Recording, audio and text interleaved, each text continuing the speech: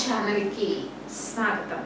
మన రాజసుధా ఛానల్ ద్వారా మరి అనేక సమస్యలకి చక్కటి పరిష్కార మార్గాలు సక్సెస్ కి టిప్స్ ఎన్నో మనం తెలుసుకుంటున్నాం। ఈ రోజు మనం తెలుసుకోబోయే ఇంట్రెస్టింగ్ టాపిక్ మీ సంతానం ఉన్నత చదువులు చదువుకోవాలన్నా మీ సంతానానికి విదేశీ యోగాలు కలగాలన్నా వాస్తుపరమైన సూచనలు ఏంటో తెలుసుకుందాం।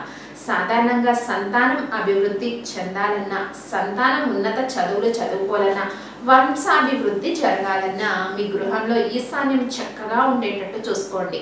ఈశాన్యం తెంపు కానీ మరి ఈశాన్యంలో బరువులు కానీ మెట్లు కానీ ఈశాన్యము సక్రమంగా ఇంటికి లేకపోయినట్టయితే వంశాభివృద్ధి జరగదు।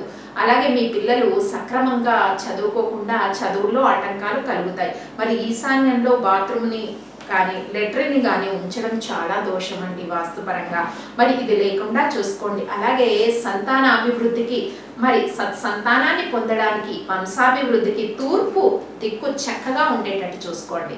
ఈ రకంగా తూర్పు దిక్కు చక్కగా ఉన్నట్టయితే మీ సంతానం ఉన్నత చదువులకు విదేశాలు వెళ్ళడం ఉన్నత చదువులు చదువుకోవడం ముఖ్యంగా తూర్పు ఈశాన్యాలు చక్కగా ఉండేటట్టు మీరు గృహంలో చూసుకుంటే ఏ సింహద్వారం ఉన్న ఇల్లైనా పర్వాలేదు ఈ సూచనలు మీరు పాటించండి।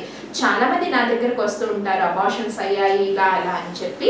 మరి అటువంటి వాళ్ళ యొక్క గృహ వాస్తు మనం పరిశీలించినట్టయితే తూర్పు ఈశాన్యాలు లోపం కలిగినవి తెంపు కలిగినవి తూర్పుకు నడకలేని ఇళ్ళు చాలా వరకు వంశాభివృద్ధి జరగట్లేదు। కాబట్టి ఈ సూచనలు మీరు పాటించండి।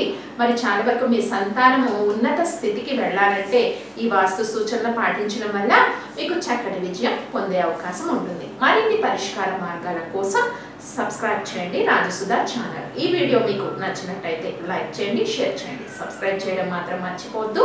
వీక్షించండి రాజసుధా ఛానల్।